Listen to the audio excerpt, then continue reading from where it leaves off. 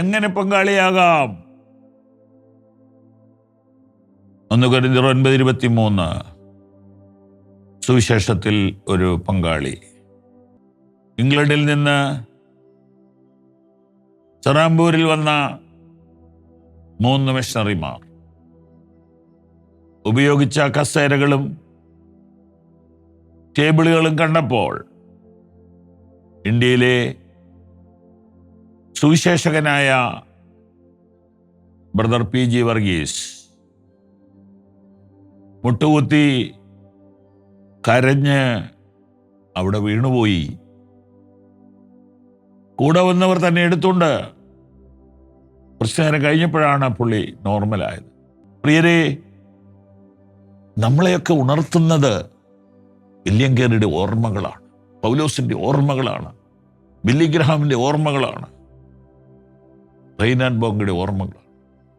ജർമ്മനിയിൽ നിന്ന് ആഫ്രിക്ക പോലൊരു നാട്ടിൽ വന്ന് ലക്ഷങ്ങളെ സുവിശേഷത്താൽ ചലിപ്പിക്കാൻ ആ മനുഷ്യൻ വന്നില്ലേ? ഇങ്ങനെയുള്ളവരുടെ ഓർമ്മകൾ നമ്മളെ ഉണർത്തും.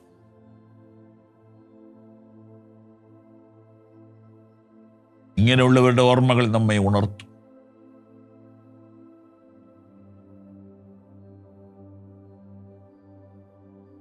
ജോർജ് വെർവർ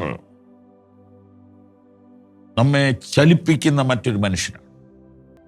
ഞങ്ങളെല്ലാം റൈമൺസിന്റെ സൂട്ട് തയ്പ്പിച്ചു കൊണ്ടുവന്നിട്ടപ്പോൾ അദ്ദേഹം ഒരു വെള്ള ഉടുപ്പിന്റെ മുകളിൽ ഭൂപടത്തിന്റെ മാപ്പുള്ള ഫ്ലെക്സ് കൊണ്ടുള്ള പ്ലാസ്റ്റിക് കൊണ്ടുള്ള ഒരു കോട്ടാണ് ഇട്ടത്. മറ്റൊരു വലിയ ബലൂൺ അദ്ദേഹം കൊണ്ടുവന്നിട്ട് കാറ്റടിച്ച് വീർപ്പിച്ചു. അത് വേൾഡാണ്, ലോകമാണ്. അദ്ദേഹം ഇതുപോലെ വലിയ ആഴമുള്ള പ്രസംഗമൊന്നും ചെയ്തില്ല. അദ്ദേഹത്തെയും ചിലരൊക്കെ വിമർശിക്കുന്നത് ഞാൻ കണ്ടിട്ടുണ്ട്. ഇവരൊക്കെ എന്നാ നല്ല മനുഷ്യരായി വിമർശിക്കുന്നവരല്ലേ, അവരൊക്കെ പെർഫെക്റ്റ് ആയതുകൊണ്ടാണല്ലോ ഇങ്ങനെ വേറൊരാളെ പറയാൻ പറ്റുന്നത്.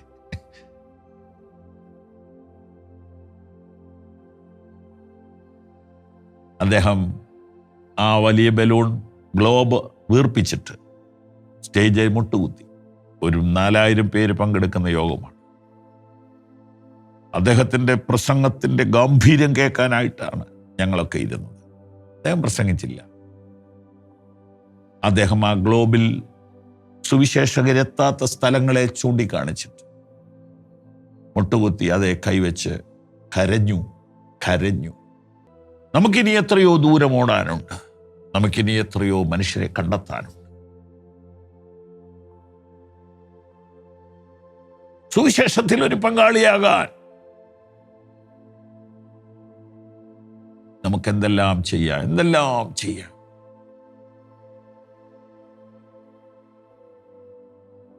ജോർജ് വെർവർ ബൈബിൾ കൊണ്ടുപോകാൻ മേലാത്തടത്തേക്ക്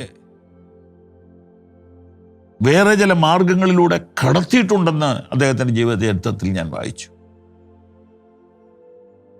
അദ്ദേഹം മാനസാന്തരപ്പെട്ടത് ബില്ലി ഗ്രഹാമിൻ്റെ പ്രസംഗം കേട്ടാണ്.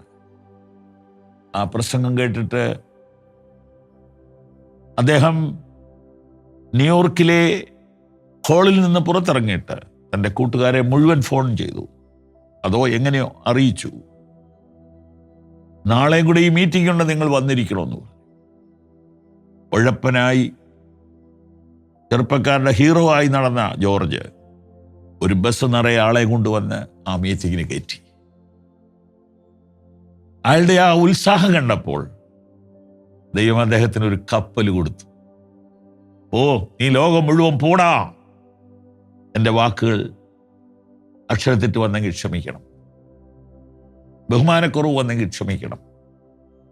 പിന്നീട് ഒരു കപ്പലും കൂടെ ദൈവം കൊടുത്തു, ഡൂലോസും ലോഗോസും.